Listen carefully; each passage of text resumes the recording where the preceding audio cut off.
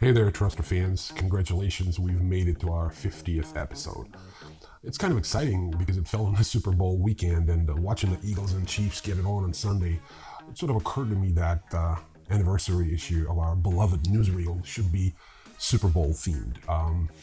I do apologize to our European audience. Having lived in France for a long time, I know that the old world's attitude towards American football is, what the fuck is that?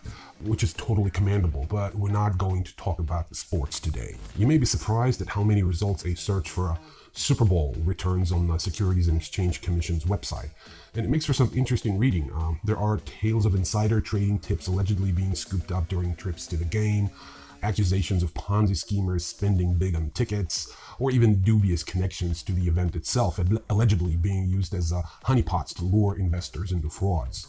Yet SEC leaders themselves appear to be just like most of us, watching the game on TV and marveling at the commercials. As an SEC chair once said in a speech, quote, how about the Super Bowl a few weeks ago, huh? It seems that even truck and beer commercials were overshadowed by the number of advertisements devoted to online trading and investment advice. Just 3 years ago, that would have been as unthinkable as the Rams winning the Super Bowl. But in the celebration of today's prosperity, I'm concerned that some of the basic but important fundamentals of investing are being lost on investors, or even worse, simply ignored. Unless investors truly understand both the opportunities and the risks of today's market, too many may fall victim to their own wishful thinking. End quote. And no, that wasn't Gary Gensler remarking about 2022's crypto bull, though he too weighed in on all the hype created by big ad spenders from the likes of FTX and Coinbase around last year's game. That's not it. Rather, it was Arthur Levitt commenting just weeks before the peak of the dot-com bubble in 2000. It's remarkable how little of what Levitt said has changed. As with dot-com stocks in 2000, wishful thinking overpowered appreciation for risks when it came to crypto more than 2 decades later, especially after being stoked by the combo of unbridled gambling impulse and Madison Avenue creative talent that tend to be uncorked on Super Bowl Sunday. And the risks were hard to miss. Mind you, the price of Bitcoin had already been cut in half between its peak in November 2021 and just a few weeks before last year's game. Yet the ads worked wonders. Downloads of the Coinbase app jumped 309%, while eToro's and FTX's each more than doubled, according to Sensor Tower. So, this year it was back to the beer and truck ads. Crypto companies were conspicuously absent on our TVs this Sunday. Fortune, it turns out, sometimes favors the skeptical and risk-averse. But wishful thinking, it seems, is always waiting in the wings. Anyway, that's enough of me blabbing about the ball. Let's see what else is going on.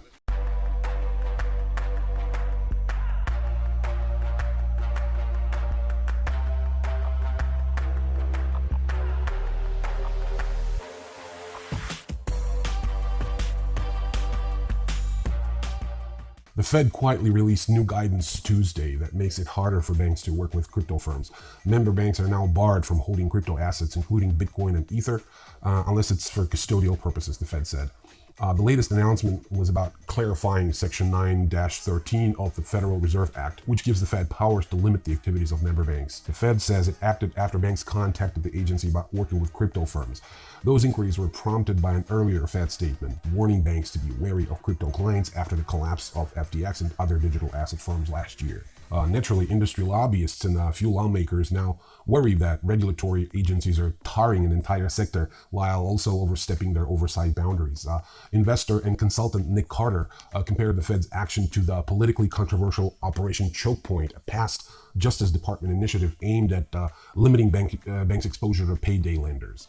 Carter called the guidance a, quote, well-coordinated effort to marginalize the industry and cut off its connectivity to the banking system, end quote.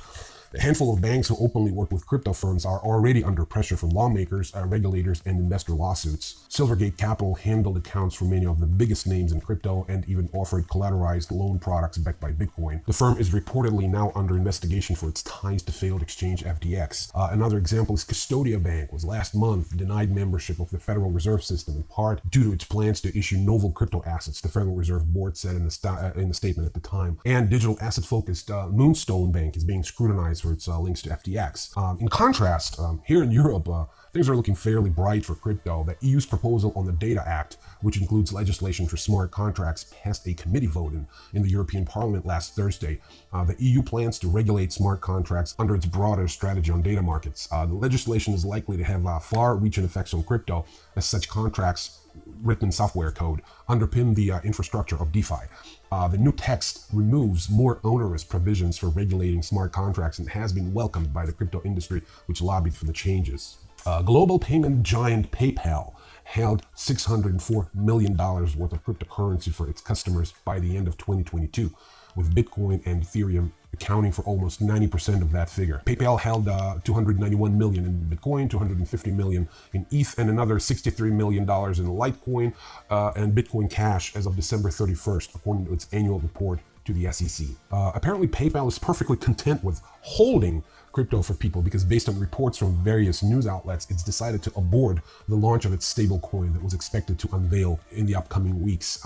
Back in August 2022, PayPal and the stablecoin issuer Paxos Trust stated that they were developing cryptocurrency products. Since 2020, the New York-based Paxos has maintained a cryptocurrency agreement with PayPal, although it has had troubles with New York Department of Financial Services and the OCC over the company's application for a membership in a national bank charter. Paxos sought to tamp down speculation about a looming action by the U.S.'s top banking regulator. I'm talking about OCC, of course. Here's a quote. To clarify speculation, Paxos has not been asked to withdraw its application for a national trust bank charter from the OCC, nor has it been denied the charter, the company wrote on Twitter. Paxos continues to work constructively with the OCC. And that's the end. That's the end quote. Paxos was rumored to be at risk of losing its provisional bank charter, if you remember, which it recovered in mid-2021. So that's kind of a mess of a story. Let me know in the comments if you're interested in finding out more about it. I'll be more than happy to do a dedicated video on Paxos. Which is a fascinating company, by the way. Anyway, in the first of its kind joint action, the United States and the United Kingdom sanctioned 7 individuals associated with the Russia-based cybercrime gang TrickBot. The actors include high-level managers within the group, as well as lower-level developers and a money launderer who until now have largely evaded scrutiny. The United Arab Emirates published crypto regulations, which sets licensing and authorization requirements for virtual asset companies and issuers looking to operate in Dubai. The rules detail requirements for companies from cybersecurity norms to compliance and risk management standards. They also prohibit the issuance of and all activities related to anonymity enhancing cryptocurrencies such as Monero. I told you this was coming several episodes ago. I mean, this was inevitable. They're going to just phase out completely the secret tokens like that and going to concentrate on CBDC and the major digital assets, but that's beside the point. Let's get back to the news. Coinbase's CEO Brian Armstrong says he's hearing rumors that the Securities and Exchange Commission may move or ban American consumers from staking crypto. On Twitter, he warned this would be a terrible path for the United States staking, as it's the heart of environmentally friendly proof-of-stake blockchains which replace Bitcoin-style mining.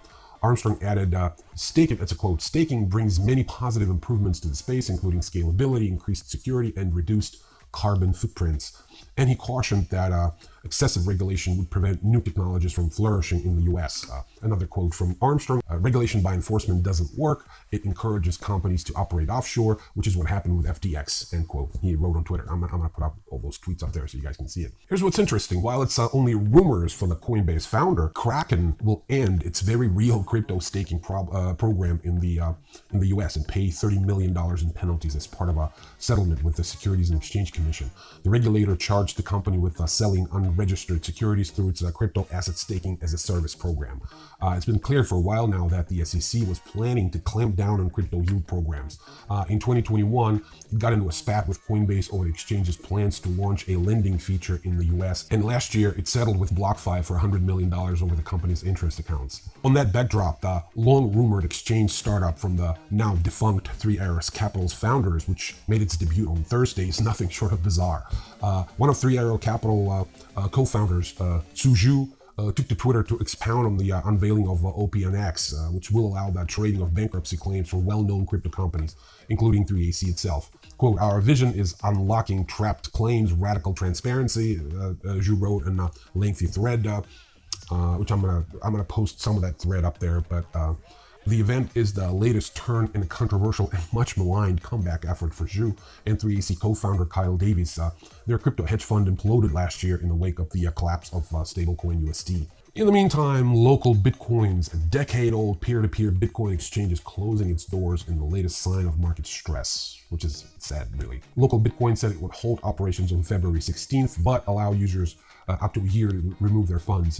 The platform says, quote, regardless of our efforts to overcome challenges during the ongoing very cold crypto winter, we have regrettably concluded that local Bitcoins can no longer provide its Bitcoin trading service, end quote. Well, I actually bought some Bitcoins there in 2013-ish, 2014. Can't remember exactly, but back then it was just, for shits and giggles. Who knew that a few years later, crypto will become one of the main focuses of my life. Anyway, so yeah. A digital artist who created NFTs inspired by Hermes's famous Birkin bags has lost a crucial court case. A judge ruled that Mason Rothschild infringed on the trademark of the designer label. Hermes had argued that Meta Birkin's collection had hurt its ability to market itself online. Rothschild had unsuccessfully argued it was protected by the First Amendment and tried to draw parallels to Andy Warhol's use of the Coca-Cola brand in its artwork. He's now been ordered to pay $133,000 in damages, but plans to appeal, of course. The artist's lawyer says it was a great day for big brands, but a terrible day for creators. Rothschild had sold 100 of NFTs for $450 a pop during the height of the NFT bubble in late 2021. And some more court news. A judge in London has tossed out Craig Wright's copyright claim over the Bitcoin blockchain's file format. A ruling in his favor would, in theory, have legally allowed him to force a halt on both Bitcoin and its Bitcoin Cash hard fork. The decision was, however, on technical grounds, involving the way courts determine if computer codes are literally works protected by both copyright law and, in the US, the freedom of speech protection granted by the First Amendment. It does not impact the broader court case in which Wright is suing to force 16 Bitcoin core developers to rewrite the Bitcoin blockchain's code in order to give him access to a pair of digital wallets holding a combined 111,000 Bitcoins, currently worth $2.5 billion. This guy always, Craig Wright, man, he always shoots for the gold. And finally, if your goal as a parent is to get your kids to spend more time staring at the computer screen and fumbling with a smartphone, a startup called Anima, let's call it Anima, is happy to oblige. Apparently, it's trying to apply the tech behind ChatGPT to its suite of augmented reality-fueled virtual pets. I guess the idea is that these OnlyBot pets, that's what they call it, OnlyBots, which themselves are tied to Ethereum NFTs, will be more engaging than ChatGPT that has taken the internet and tech world by storm. Apparently, these things are supposed to be kid-friendly as well. The only question is, why? Is there a demand for pixelated online pet-like creatures who may or may not possess some questionable interaction functionality? I didn't think so. Well, this is it for now. Thank you so much for watching our 50th episode, and I will see you in the episode number 51. Take care, and peace be with you. See you soon. Bye.